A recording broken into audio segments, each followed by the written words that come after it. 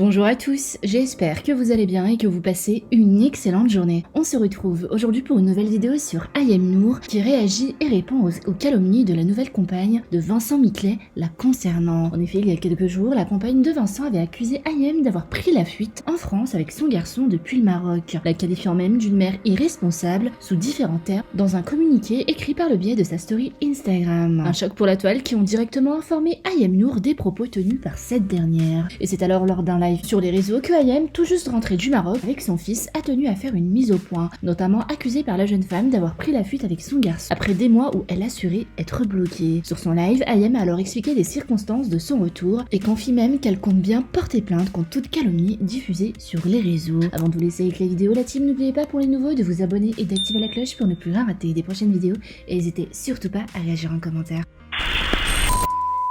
Justement, faire une synthèse des questions qui reviennent souvent. En aucun cas, j'ai fui le Maroc. En aucun cas, je suis partie de manière illégale. C'est très grave d'ailleurs les accusations qui sont faites. Le consulat français au Maroc,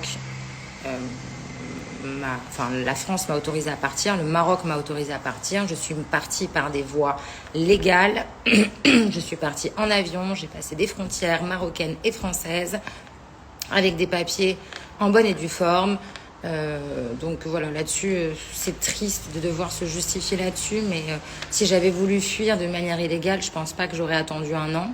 À quoi bon, hein, attendre un an, perdre son travail, se retrouver dans un pays du jour au lendemain sans repère. Enfin, je pense que si j'avais voulu fuir, j'aurais pas attendu un an de manière à faire les procédures correctement et légalement. Donc c'est complètement faux, je tenais à vous le préciser. Il faut savoir qu'il y a une carte de séjour marocaine qui a été faite par le papa et sa compagne à mon insu, sans mon accord. Une carte de séjour qui expirait le 11 septembre. Donc on m'avait réclamé cette carte de séjour pour partir avec Ayvin. Comme elle était encore comme elle était encore valable, bien que ce soit une carte de séjour qui avait été faite sans mon accord, c'était quand même fait et c'est comme ça. J'ai donc dû attendre que la carte de séjour soit expirée pour pouvoir partir justement de manière légale. Donc voilà, aucune fuite, aucun départ illégal, aucune corruption, aucune complicité avec le consulat français du Maroc qui, à mon avis, doit avoir les poils qui s'hérissent au moment où je vous parle, parce que ce sont des accusations très graves. Et ça, il faudra rendre des comptes après à la justice française, hein, parce qu'accuser la France de complicité, de faux laissez-passer, c'est quand même quelque chose de très grave. Donc avant de parler, d'envoyer des messages à des blogueurs et de payer des blogueurs, il faut quand même vérifier ses propos. Voilà. Vatch qui me dit porte plainte contre elle, elle ose parler de toi. Franchement, pour l'instant, j'ai d'autres combats à mener. J'ai envie de reprendre un équilibre avec mon petit garçon ici. Les choses étaient pourtant très simples et très évidentes. Il y a eu une première décision de justice qui disait que du coup, Ayvin avait une résidence avec moi en France. Le papa n'était pas content, bien évidemment, parce qu'en tant que bon dictateur qui se respecte, quand on marche pas dans son sens, forcément, il fait appel. Donc, il a fait appel. La cour d'appel de Paris a statué en disant que l'enfant resterait bien avec sa maman, avec une résidence en France. Ça ne convenait toujours pas à monsieur, comme toujours. Et malheureusement pour lui, il y a eu ce qu'on appelle un non-pourvoi en cassation.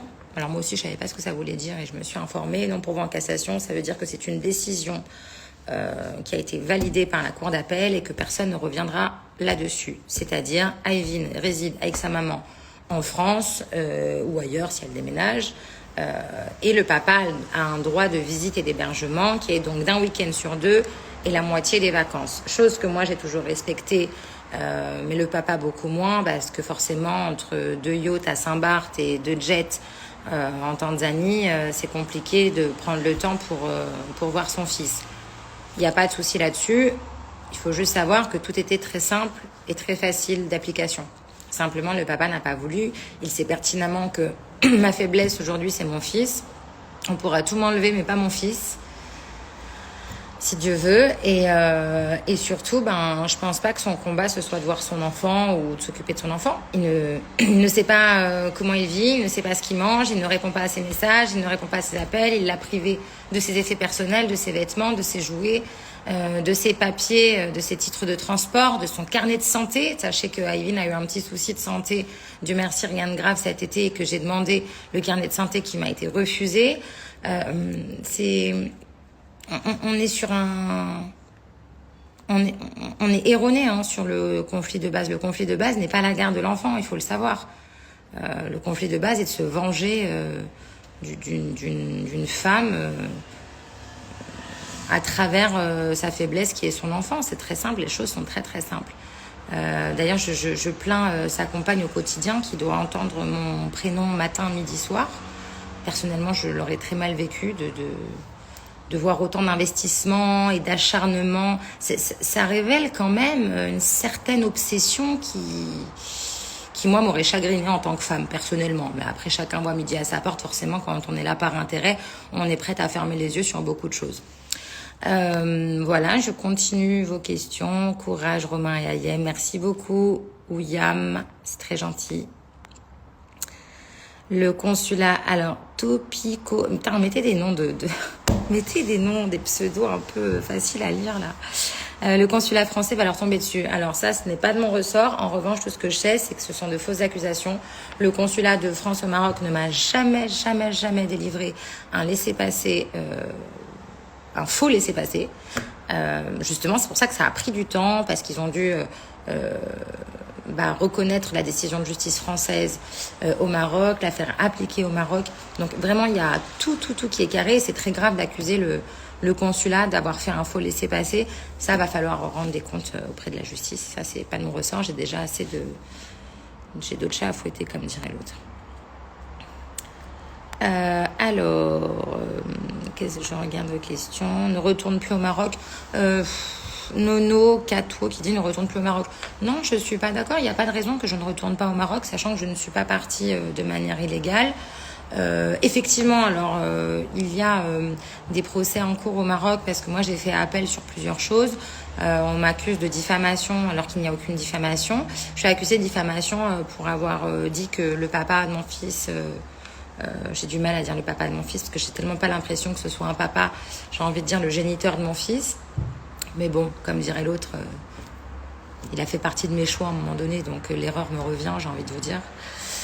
Je suis la seule responsable, c'est pour ça faites attention au conjoint que vous choisissez, et puis faites aussi attention à ce qu'ils font aux autres, parce que souvent on peut voir la personnalité d'une personne en fonction de ce qu'il fait aux autres. Il est capable de vous le faire à vous-même un jour. À bon entendeur pour celle qui partage sa vie.